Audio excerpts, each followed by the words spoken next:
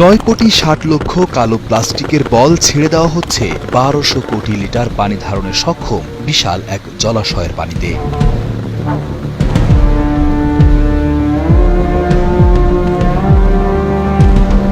এই জলাশয়ের পানি আমেরিকার 40 লাখ মানুষের জন্য খাবার পানির যোগান দেয়। শুনে অবাক হবেন, মার্কিন যুক্তরাষ্ট্রের লস অ্যাঞ্জেলসের পানি সংরক্ষণ করে রাখার জন্য বিশাল সব জলাশয়ের উপরিভাগে ভাসিয়ে রাখা হয় 4 ইঞ্চি ব্যাসের প্লাস্টিকের কালো কালো বল। এই কালো বলগুলোর জন্যই শুকনো মৌসুমেও প্রচণ্ড খরার হাত থেকে রক্ষা পায় লস অ্যাঞ্জেলস। পানি পরিশোধন করার পর পানযোগ্য পানির বিশাল এই জলাধারের বিশুদ্ধতা রক্ষা করা অনেক বড় সমস্যা হিসেবে দেখা দেয়। লম্বা সময় পানি সংরক্ষণ করায় জলাশয়ের পানিতে জন্ম নেয় শ্যাওলা। প্রখর সূর্যের তাপে বিপুল পরিমাণ পানি বাষ্প হয়ে উড়ে যাবার পাশাপাশি বড় সমস্যা ছিল ব্রোমাইড। এই রাসায়নিক পদার্থটি স্বাভাবিকভাবেই সমুদ্রের লবণাক্ত পানিতে থাকে এবং এর কোনো ক্ষতিকর প্রভাব নেই। তবে সূর্যের আলোতে ব্রোমাইড পরিণত হয় ব্রোমেট নামক যৌগে, যা মানুষের জন্য ভীষণ ক্ষতিকর। এটি ক্যান্সার তৈরির জন্য অনেকাংশে দায়ী। এই সমস্যার সমাধানে লস অ্যাঞ্জেলসের পানি সংরক্ষণাগারের গবেষকরা চেয়েছিলেন বিশাল তেরপল দিয়ে পানির উপরিভাগ ঢেকে দিতে, তবে তাতে নতুন অনেক সমস্যা দেখা যায়। বিশাল অঙ্কের খরচের পাশাপাশি ত্রিপলের স্থায়িত্ব নিয়েও ছিল নানা প্রশ্ন, কারণ লস অ্যাঞ্জেলসের প্রখর রোদের তাপে যে কোনো ধরনের ছাউনি নষ্ট হয়ে যেতে পারে কয়েক মাসেই। পরবর্তীতে Los Angeles department for water and পাওয়ারে কর্মরত জীববিজ্ঞানী ব্রায়ান হোয়াইট কালো বল দিয়ে পানি ঢেকে রাখার বিষয়টি সামনে নিয়ে আসেন। প্রাথমিক পরীক্ষায় দারুণ সফলতা দেখায় এই কালো বলগুলো। ফুড গ্রেড প্লাস্টিকের তৈরি বলে পানির কোনো ক্ষতি করে না এবং টিকেও থাকে 10 বছরেরও বেশি সময়।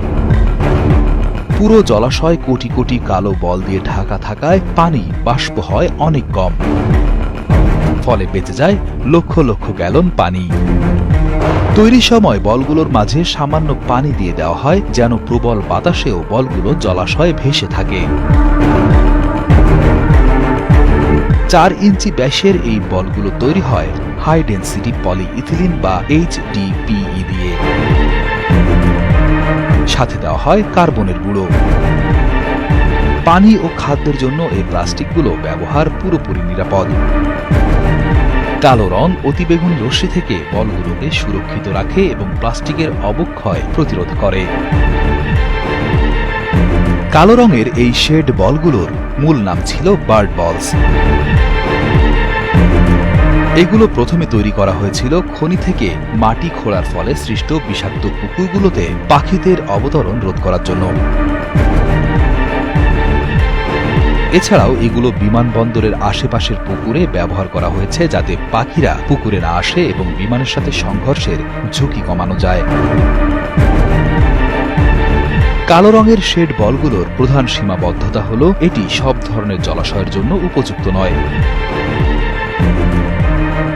অতি বন্যাপ্রবণ এলাকা, উত্তাল বা স্রোতযুক্ত জলাশয়ে শেড বল কার্যকর নাও হতে পারে, কারণ সেগুলো সহজেই পানির উপর থেকে সরে যেতে পারে। এছাড়াও কিছু পরিবেশবিদদের মতে দীর্ঘমেয়াদী ব্যবহারের ফলে প্লাস্টিক দূষণের ঝুঁকি থাকতে পারে।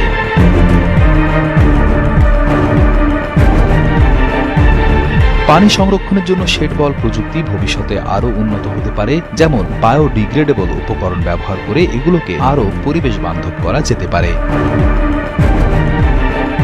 এছাড়া শেড বলের ভেতরে সেন্সর বা সোলার প্যানেল যুক্ত করা যেতে পারে, যা পরিবেশগতভাবে তথ্য সংগ্রহ বা শক্তি উৎপাদনে সাহায্য করতে পারে।